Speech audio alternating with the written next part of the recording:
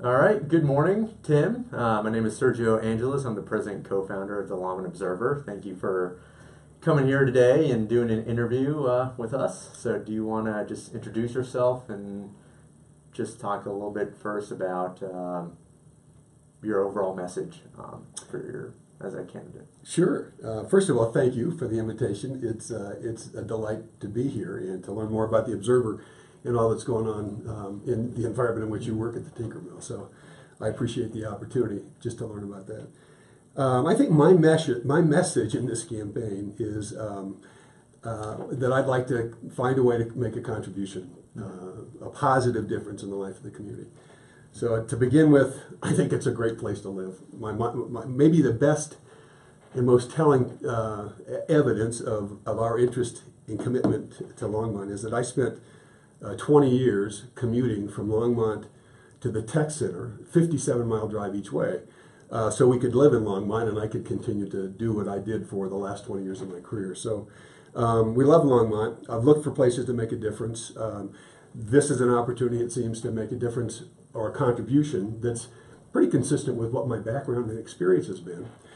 So if I were to go from there to issues or platform, like a lot of Longmont residents, I have serious and deep concerns about what's going on around the community, and hopefully not too much in the community with oil and gas operators. I think Ward 1 on the east side of town may be most exposed to the potential toxic effects of oil and gas. I do know we've all seen a map of a gathering line that runs right down the east side west of County Line Road, so down the east side of our ward, with gas that's under pressure that runs just feet from Trail Ridge Middle School and close to a neighborhood and under a condo development. So fracking is one thing. The highest item for me, highest priority would be to reroute that, actually to disconnect that line, create an alternative, and I think it's very simple to do, and secure that part of our community from the risks. And we've seen what happens in the last year, the number of explosions. So I don't want to strike fear in anybody's heart. I don't mean that there's an imminent explosion about to occur, but I just think it's irresponsible not to address that issue now and get that, eliminate the risk from anybody in that part of the community. Okay. I am in favor of development. I think we need to be really smart and responsible about it. And I know for some people that's code for slowing it down. Our future as a community depends on how effectively we continue with economic development. But I have seen examples from other communities that can accelerate development and make certain that not only are developers profitable, but the citizenry, the people in the community benefit from development, and the environment benefits from the development. So I'm committed to the concept of a triple bottom line, that people in the environment or the planet ought to do well when developers do well, and developers ought to do well. So that doesn't mean it's slowing it down. That does mean being really smart and responsible about how we proceed.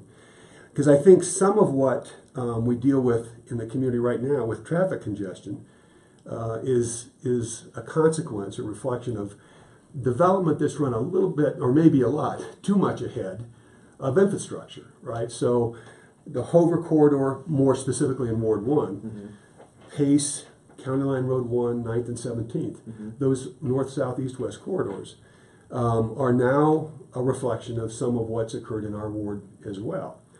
So there are some specific, I think, infrastructure needs that the city needs to, or requirements that the city needs to address in the interest of the people who are now living with the consequences of earlier decisions, development decisions that were made.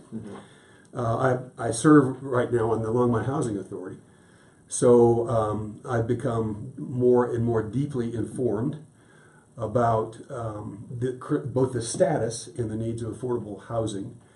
The constituents that are served by the Housing Authority, disabled, elderly, and economically disadvantaged, I think are the right constituencies for LHA to address.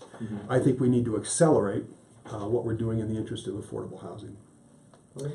I don't think we're doing enough, and I don't think we're on the pace that we need to be on. I don't think affordable housing, our interest in affordable housing should stop with those three constituencies, because I know, because I'm the father of a son and a daughter-in-law. Daughter-in-law is a teacher. I don't believe my son and daughter-in-law could afford a home in Longmont. They live in Arvada with our two beautiful granddaughters. I'd like for them to be able to afford a home in Longmont. I'd like for first responders. I'd like for hospitality industry employees. I'd like for people who are entrepreneurs, right, in the startup phase of their careers, to have opportunities to live in Longmont. If we don't have a diverse community, which includes not just racial and ethnic diversity, but age diversity, right? Young families, people who are contributing to the economy early in their careers that are going to be here for the long run. Longmont doesn't have much of a future. And I don't think we're going to achieve that kind of diversity if we aren't more intentional, serious about how do we support our educators, our first responders, our hospitality industry, our service industry, et cetera, with various approaches. And I'm not smart enough to know what they all are, but I'm smart enough to know that there are places that have figured this out, and we need to spend more time learning about what's worked in other places to achieve the kind of diversity goals we might have for the community. I could go on, but you probably don't want me to. So. All right, so before we get into current issues affecting, Ward 1 and the city of Longmont, why don't we go back to the previous election? So, as you know, there are three main ballot issues. So first, what was your position on the public safety tax? Were you for or against that? I was for the public safety tax. Yeah. Okay. Yeah. Do you want to elaborate more on that, or you? Just... Well, I think first of all, I have high regard for and a high level of trust with the leadership, with Mike Butler and in our public safety unit, right, in this community. I happen to be the father of two sons, one of whom spent 8 years as a police officer, right? He was a Tucson police officer. I rode with him probably 14 times in the 8 years he was a cop. Thanksgiving nights, Christmas Eve, we would be in Tucson, so Dad and son could spend time together when he would be in that setting. So I got an appreciation for what it's like for those who are on the front line, but also the families of them. So whatever we can do to support those who dedicate their lives, I think is the responsible thing to do. I also know what the benefit is to the community as a result of that. So it's both from a trusting the leadership and from seeing in real time how those people lay their lives on the line day in and day out, night in and night out, for those of us who enjoy that kind of protection. What was your position on the marijuana tax? I supported the marijuana tax. Okay. For two reasons. It's illegal. We have legalized marijuana use in the state of Colorado. To not take advantage of what the potential revenue stream would be. I think the council's taken the right approach by kind of a limited step in that direction, limiting the number of dispensaries and being mindful of where they're going to be located, although we don't know, where those are at this point.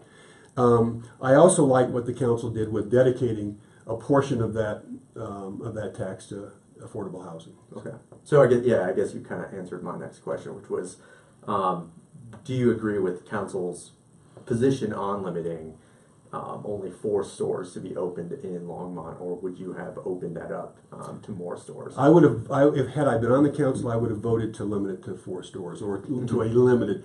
My whole background is, well, at least the last 20 years, comes out of a kind of a research and development experience. Okay. So I know people talk about pilot programs, and my kind of mindset is less about pilots and more about R&D opportunities. So I would see this as a bit of an R&D opportunity for the city to learn what works and what doesn't, so they can make adjustments. So less a pilot program than more an opportunity to get much smarter about the effects, the locations, what happens with revenue streams, and then making adjustments along the way. Okay. What was your position on Windy Gap? So let me separate two issues here. Sure. In terms of Windy Gap, the ownership we have of the acre feet of water in Windy Gap Reservoir, and participating with other communities in the storage of water. Although I have concerns about what's happening with the Colorado River Basin, I have to tell you. Not just Colorado River Basin. I have concerns about what we're doing with river basins in watersheds across the state. It's not just the Colorado. But I do have concerns with this. That said, I support the storage of water in Windy Gap. I did not vote for the Chimney Hollows to firm 10,000 feet in Chimney Hollows for a couple reasons. I started attending the first meetings in the last year or so that I started attending of city council meetings was around Chimney Hollows. It didn't make sense to me, just what I was reading in the paper, so I started attending meetings. And what I saw was, I thought, good work on the part of city staff with outside expertise, water consultants, having looked at what the build-out in Longmont's going to be, right, when we get to build-out, what the size of our population was going to be, or will be, water usage, factoring in as much science and as many analytics as they could, right, given the unknowns about climate change. I mean, that's still an unknown in some ways. Not that it's happening, what it's going to affect in terms of watersheds. All that said, as I watched the council move past the staff recommendation without an explanation in terms of any data, the only explanation that I heard in those sessions was that you can't own too much water, that if we don't do this, somebody else is going to take our water, and which was just not true. We don't own any fewer acre feet of water, or we don't own fewer shares to acre feet of water now than we did before that vote or after that vote. In my view, the council ignored recommendations of staff for whatever input they were getting, made a decision to reserve 10,000 acre feet, going to take $36 million out of this community through increased water rates to reserve water that not one member of this community would ever use. So then you have to ask the question, what do you need to reserve that much water for, and who's going to use it? And we never got a really good answer to that, except that there was an ordinance passed that the water couldn't be sold to frackers or those who were going to use it to sell to somebody else to frack or other communities. But the council chose not to amend that ordinance to require a vote of the people to keep a future council from doing exactly that. Had they been willing to do that, I probably would have taken a different position. At least I would have thought about it differently. I don't know that I would have voted differently. Okay. Moving from 10,000 acre feet, this community ought to thank the council for rolling that back to 8,000 feet. We don't own any fewer acres of water. We are not going to use any more water out of Chimney Hollows than we would use if it were 10,000 feet, than we did before the vote. And not only we're going to firm enough that will secure our future, maybe. It's more complex than that in terms of water uses and shares. But it kept the community from having to pay a second rate increase on top of what's previously approved by the council in 2015. So the last thing I will say, I'm no expert here. I have a lot more to learn.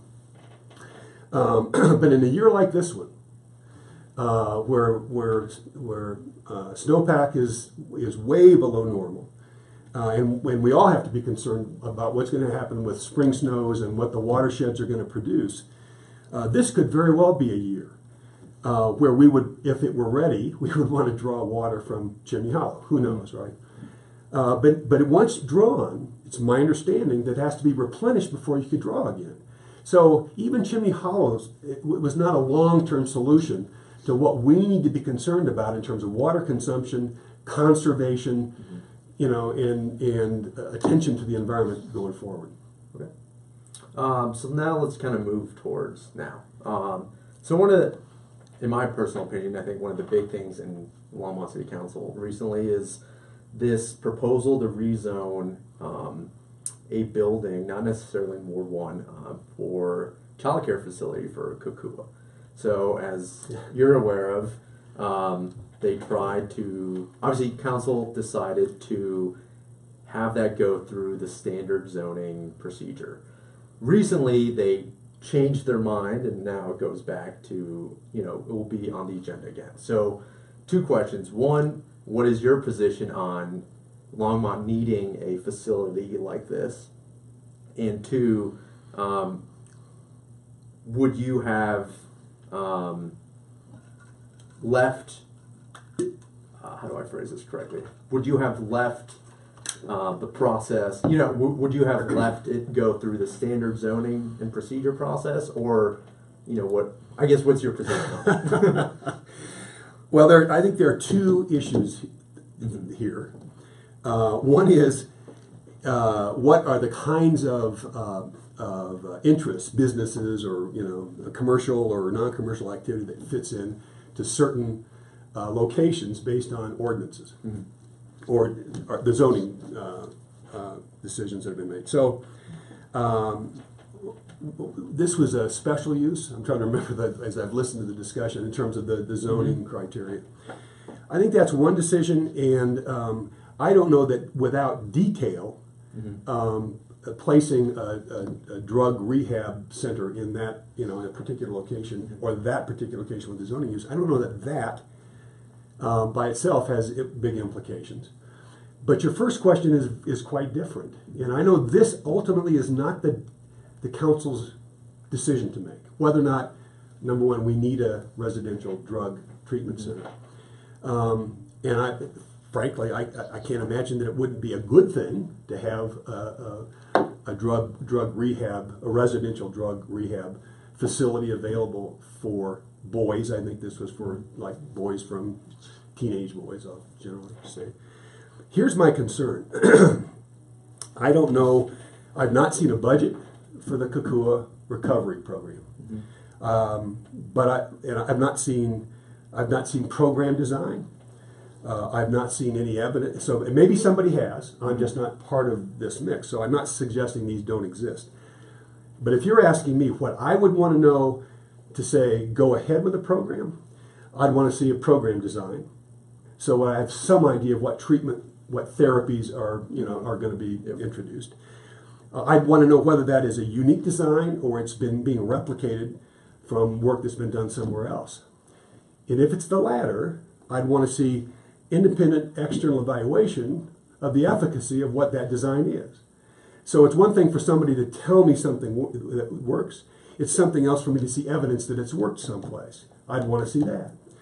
I'd want to see testimonials as well as data. I'd want people who were successfully treated to say, this worked for me for these reasons. I'd also want to see objective data on numbers of people who were exposed to a treatment and what the effects were. I ran an organization that made its living by creating research-based solutions to problems. We would never have introduced a solution anywhere where we didn't have evidence of the effects. To do otherwise would be irresponsible. Thirdly, I want to see a budget. I don't know what this program is going to cost. Here's what I've heard, but I only heard it through testimony, and I've heard it twice now in council. I heard one presentation that there were going to be 84 employees. Then I heard in a second presentation there would be new jobs created in Longmont. I don't know if these certainly would be jobs tied to this treatment center. Don't know whether there are going to be jobs that have been taken away from someplace else in the community or new jobs introduced. I have no way of knowing that. But I do know the economics of program implementation because I lived my entire career there. As I recall, we're talking about maybe 30 students at a time. They wanted authorization for up to 45 with an average of 30 residents. Well, 30 residents with 84 employees is a ratio of almost 3 to 1. 3 to 1 adults to a resident. Some of those employees are going to be supervisory folks if it's a 24/7 residential program, food services, maintenance staff, and those kinds of things. But the majority of them are going to be, they should be people with advanced degrees. people who know what they're doing as therapists, as counselors, as people with experience and expertise in the intervention that they're required. I've also heard that it's going to be an accredited education program. I know something about what it takes to be accredited. So I haven't seen what that plan is. I know what is required. If they're not already working with the school district, they should be, but maybe they are. I just don't know that. But I will tell you this, given what I think is going to be required in terms of staffing, you put 84 staff members and 30 kids in a program, I don't know who in Longmont could afford to put their student or their son in that kind of a program. It's going to be extraordinarily expensive. As I've just thought about the math, it's going to be, based just on what I've heard, a couple $100,000 per copy, right, per resident. So then I think about how does that get funded, and I think, well, part of that's going to be insurance companies. And then I've seen how this has worked in other communities where eventually it becomes the burden of the school district to cover those costs because people want their kids on an IEP so they can put them in the program, and then it's going to be the school district paying that. And that's a conversation in this community people need to have. They need a full disclosure on what the program design is, what the budget is, what the funding sources, or how people are going to pay for it, and if there's any evidence of effects. Longer answer than you wanted, but it's not like I haven't thought about this, having come out of that, that kind of a background. No, I appreciate that. Yeah. So as you know, there's about a 25% population in Longmont that is Latino. How do you plan to represent that community that lives in Ward 1? Yeah. Well, let me just say a couple things.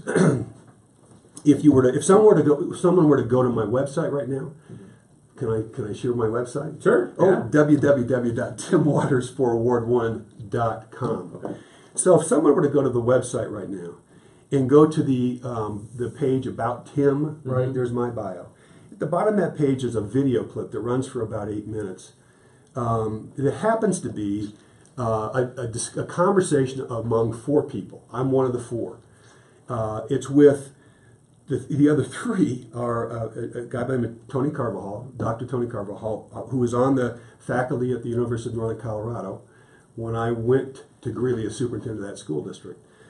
The second person is Dick Bond, who was president of the University of Northern Colorado and did several terms in the state legislature.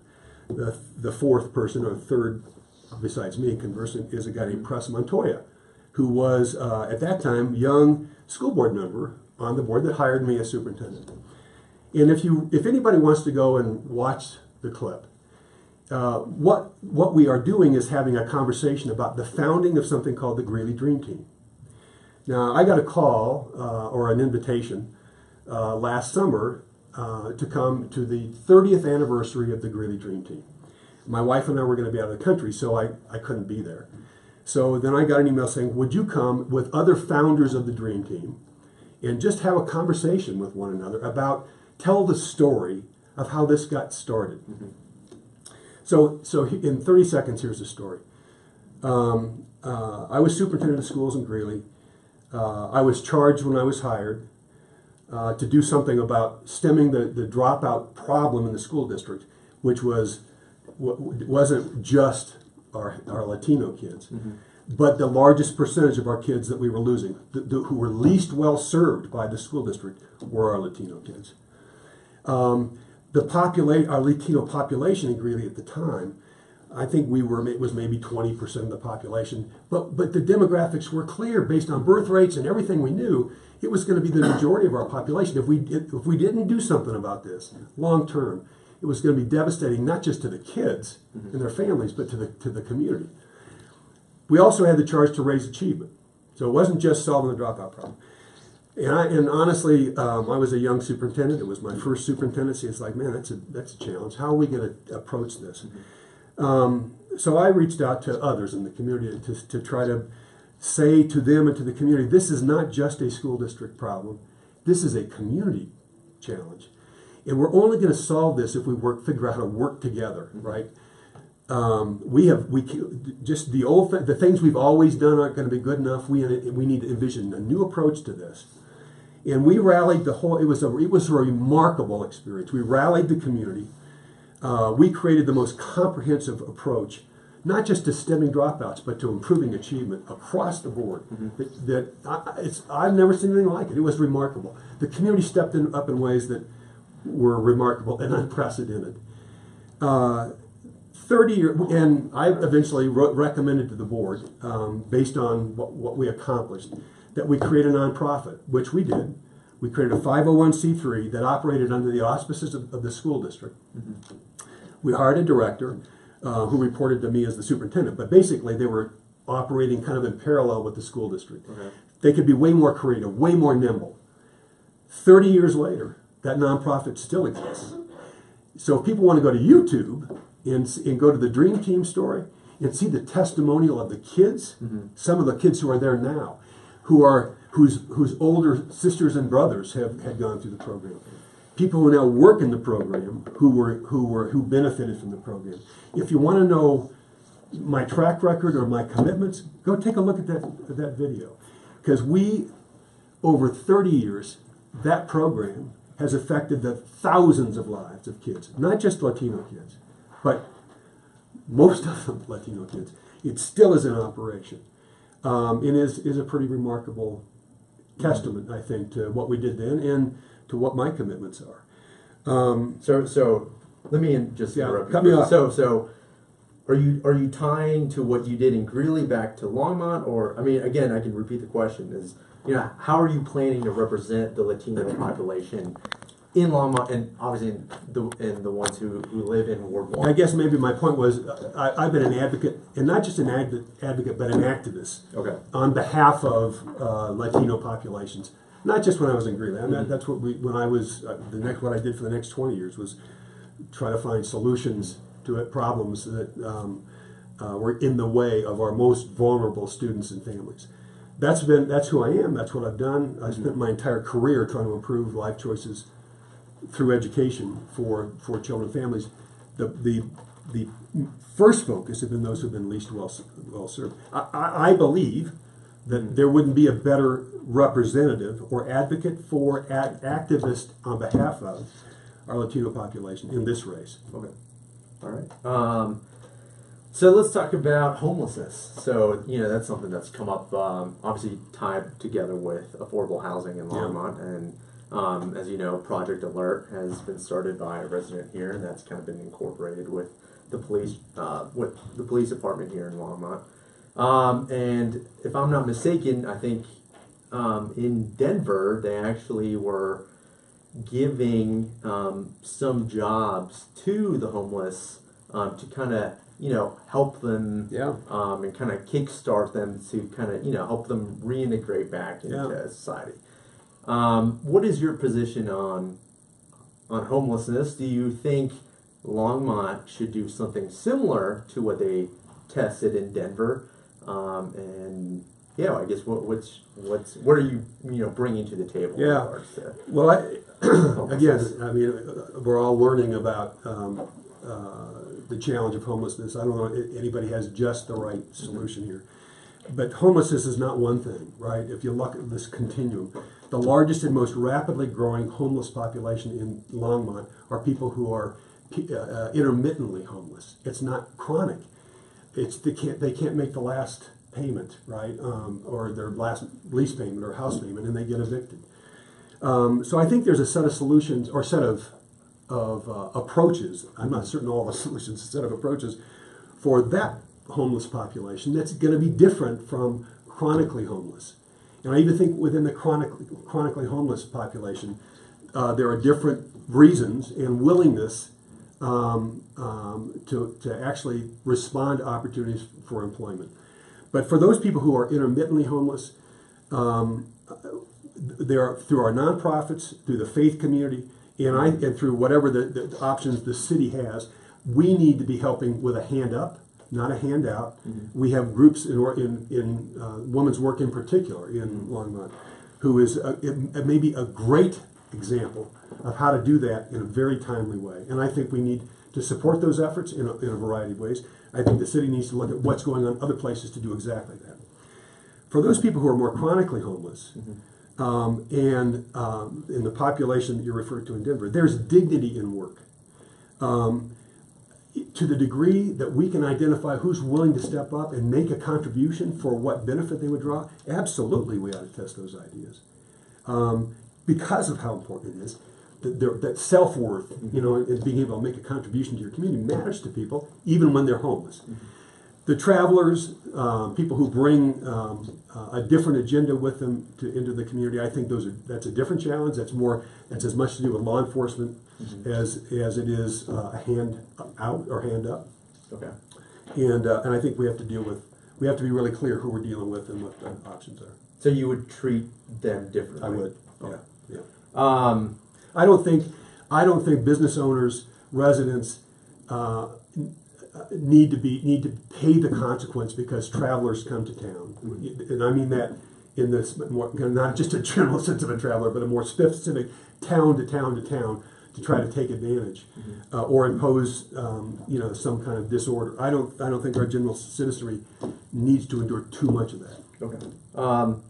Yeah. So I guess that kind of ties back into affordable housing. So, what is your position on affordable housing? How will you be working with council to make housing more affordable to people like me who I can't afford to buy a home here? Well, I'd say a couple of things. And again, this is probably going to sound naive. Obviously, the council now dedicates money out of the general fund into an affordable housing fund. I think that's a good thing. That's a good first step. They finally have gotten this last year, or in this year's budget, to $1 million. It obviously isn't getting us where we need to be with affordable housing. So a couple of things. I favor inclusionary zoning.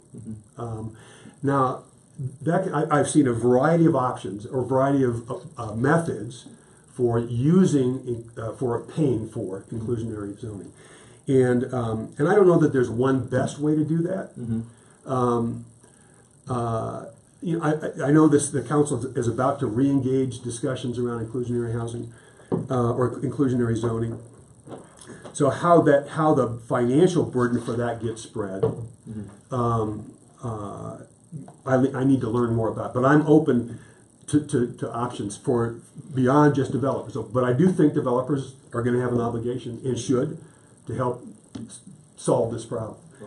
I don't think it ends there. I think we have to look at other options as well. I know there are ideas about employer taxes and other fee structures. And I don't have an ideology on this. I know we need to look at all the options because we need to do more. Beyond that, I would be ready on day one to talk about what we would do with whether it's sales tax or ad valorem tax, some other way to generate revenues. I would like to see the city try to strike a deal with the school district, where the school district would agree that would be some. I know the school district is challenged to attract talent who would like to live in this community. So let's look at some other funding options, specifically in partnership with other agencies to serve those needs. So whether that's, like I said, whether it's a sales tax or some other revenue source, there has to be a revenue source for it. I think we ought to. This is not like unlike the dropout problem. This is a problem we all have to own and find a way to solve together. We have to frame it in a way we understand. We all have a stake in this for you to be able to afford a home here. We all have a stake in that for you and for a bunch of smart, young, on the rise professionals who are going to contribute to this community for decades. That's a good investment. Right. So fracking is obviously a big topic here in Longmont. What's your position on that, especially with what they are thinking about doing underneath the Union Reservoir? So let me again. These are not simple questions. First of all, I know there's a bill in the state legislature that's probably going to get killed, co-sponsored by Mike Foote and Matt Jones. I think our council's going down next week to testify. That would restore authority or give authority, if they ever had it, to local jurisdictions, to cities to decide what to do with their land. I hope somehow a miracle happens. There's the public rallies, and that doesn't get killed. But I'm afraid it's going to. But that's ultimately what has to happen. Cities have to have the authority. City councils have to have the authority, or what happens with the land within their corporate boundaries. I do think right now there are some opportunities for our city council to do some more exploration of what regulatory options they have with gathering of flow lines, right? Which specifically gets us to Union Reservoir. I don't know that the city has, that our council has done anything that they can, or everything they can, and it may be that there's nothing they can do when it comes to horizontal drilling under Union Reservoir. It should scare all of us. I know there's a layer of shale under Union Reservoir that in theory protects the reservoir from what could happen. One fissure, right, in that layer of shale, if somebody's fracking underneath it, could contaminate Union Reservoir, which is our backup water supply, forever. So I'm deeply concerned about that. I will push as hard as I can, in partnership with other council members, to work in concert with our state legislature, to assure that the city has regulatory control over horizontal drilling under our city limits. And even not before that, along with that, I think our city council has the option now. I think we may have to get a vote of the people to do this, but it ought to be on the agenda for discussion and consideration. I think we now could assess fees, carbon fees or pollution fees, noise fees, frame it however you want to frame it, extraction fee. I think they could create a fee structure now that if somebody wants to drill under Union Reservoir, it's going to cost, fill in the blank. The city's going to collect. If you're going to drill and extract minerals from within our corporate boundaries, we can't stop you from doing that, but it's going to cost you to do that, and there'll be at least some benefit to the city as a result, and maybe it would back some off. Okay. So if, hypothetically speaking, if there were to be a vote on city council to ban fracking, would you vote for that, and would you let the oil and gas companies sue the city of Longmont? I don't know that I would vote to ban, knowing what the court's already ruled. I would, I'm not saying that I would never do that. I want to explore other options like I'm describing right now. I think there are some regulatory options before you get to banning that give the city way more leverage than it's exercising right now. Okay. What is your vision, if elected, for Longmont within your 4 years as potential Ward 1 council member? Good question. First of all, it's only 2 years if I'm elected. Oh, this. Yeah, it's to finish the 2 years that Mayor Bagley. Correct. He Sorry, had my 2 more. apologies. Yeah. Yep. And then whoever wins this would have to run for re-election. But if they decided to run for re-election, but that's the only way you get 4 years or more than 2 years out of it. So everything you've asked me about are challenges that the council has to face. And you could go on with snow removal and pothole filling and sewers and keeping the lights on and all those things. I do think the council has to have one eye on all those challenges, but they have to have an eye on the future as well. So that's vision, right? And I think right now, the vision, whoever had the vision to give us Next Light, right? It's like, good on them. It's the envy of communities, now probably across the country, certainly in Colorado. We need a vision, maybe bigger and bolder even than Next Light, but Next Light was a heck of an addition. So if it was just up to Tim, right? I would say before we go any further with what we're going to do at First and Main around whether it's a bus, I'll think of it as a transportation hub, right? With kind of mixed use development around the transportation hub, some of which is going to be higher density housing, which we need to be more intentional about. Frankly, I've looked at the economics of sprawl, and it's clear that communities that aren't smart about where to create higher density housing along business corridors are going to go bankrupt over the long run. I mean, we need to be smarter about this in Longmont, I think, than we have been. And that represents a huge opportunity for us, maybe once in a generation, to say before we start building a transportation hub or those high density units, let's look broader than that at what ought to be happening from First and Main right down to the St. Vrain. and then west of the St. Vrain from Main Street, right, at least to Sunset. Mm-hmm. How do we turn that whole area ultimately over the next 2 decades, not just the next 2 years or the next 4 years, whatever, but over the next 2 decades? How do we turn that into the most walkable, bikeable, livable part of this community that capitalizes on whatever the transportation hub becomes, whether it's a bus or a monorail or a commuter rail or whatever we ultimately get out of the Fast Tracks program? Because by the time Fast Tracks gets to us, I don't know if it's going to be computer rail or a commuter rail. It may be better, right? I think monorails cost a fraction of the cost of computer rails, more reliable, less expensive to run, and less expensive to build. But, I'm not a transportation expert. I just think the future, there's so many options that we haven't even imagined that could be coming into that transportation hub. And we ought to be able to have somebody get off of whatever, whether it's a bus or a monorail or a commuter rail, and walk to their community college class. So let's talk to the community college system and CCHE, and let's move our community college out of an industrial space in the south part of town, and let's build a community college that's within walking distance of that transportation hub. And let's go talk to Phil DeStefano at University of Colorado and say, Phil, what's the next iteration of where you want to go or the university wants to go with its research and development capacity? And let's strike a deal to put them in Longmont, right? Cheaper to build here, access to a whole population that might not get otherwise. And let's go to Tony Black and do the same thing and say, let's bring part of your interest from CSU here. Let's see if Kay Norton and the folks at UNC would like to get more access to creating new knowledge about education practice, access to talent, right, for putting into their university teacher preparation programs or wherever they else might want to go. And then I would say, let's put the Tinker Mill on steroids.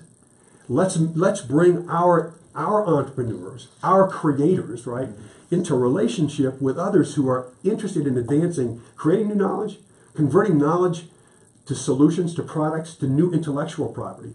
Let's take Longmont, the center in the Front Range of design, development, innovation, right? Now fabrication, right? Spinning out new businesses with new products and services. That's multiple decades, but it's right there for us if we want to see our kids growing up in a community and your kids growing up in a community where they get to stay right here and be part of the maker class, part of the creative class. Think about the business, think about that economic driver, think about the talent that we would bring to this community along with those business opportunities. And that is right there for us right now. If we just have a vision and we have the courage to pursue it. And so take Tim's off the table and turn around and say, let's get a better one on there. But get a better one going. But we need one, right? If it were mine, that's where I'd go. And then I'd talk about, beyond that, I would talk about performing arts opportunities and cultural centers that you could develop in partnership with kind of this intellectual center that you'd be creating, this creative center that you would want to be creating in Longmont. I think at the end of I mentioned that little video on the website earlier. At the end of that, I said to whoever listened in Greeley, there was a time when I believed, and I believed it into my core, that what we were doing in Greeley at that time could differentiate Greeley from communities all up and down the Front Range in Colorado. I'm not certain that's happened. Honestly, I don't think it has. But I look at where we are at Longmont right now and think, this is our time, right? We, right now, could begin the differentiation of Longmont in ways that separate us in terms of quality of life, choice of place to live. It's a great place now, but we ought to be top of mind. We ought to be the jewel of the Front Range, and I think that potential is for us right there. Longmont's a great community right now. It could be separate itself from all others if we have the courage and the vision to do it. Okay. Last question. So how do I phrase this correctly? If you're elected to be, Ward 1 council member, how are you different than the other two candidates? Well, I've met one of the candidates. I've met them both. I've had more conversation with one of the other two candidates. Yeah, I guess the better phrase is why you over the other two. Yeah, I think at the end of the day, people will make decisions for whatever reasons. I bring a fair amount of experience in terms of leadership. Mm-hmm. I've been in leadership roles all of my adult life. I've been in service roles all of my adult life. I've worked with. I served on the Colorado Commission on Higher Education. I've been on chamber boards. I've worked on national task forces. I mean, I've worked on at every level, from federal, state, and on local levels. I've learned how to work with people. Mm-hmm. I've found common cause. I've had to listen, try to figure out how to connect with somebody else's ideas to move something forward. I've had at times to take a stand based on principle and live with those consequences. That requires a certain amount of confidence and courage. And I've done all those things. And I have a reasonably successful track record that brings me with a whole lot of life experiences to what I think the council needs. I think this is a time where the council could benefit from, not that there isn't leadership there now, there is, but would benefit from some additional leadership. We are an outstanding place to live, but we have not yet begun to achieve our potential. There's more we can do, and we're only going to achieve that potential if somebody's willing to come in and still ask questions, still push the system. Mm-hmm.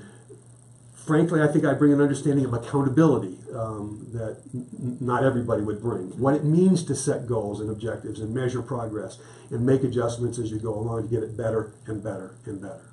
All right. Well, thank you, Tim, for coming by and doing this interview with us. I really appreciate it. Sergio, you should have put me on the clock and said you only get 30 seconds for each response. No. Yeah, thank you. Thanks.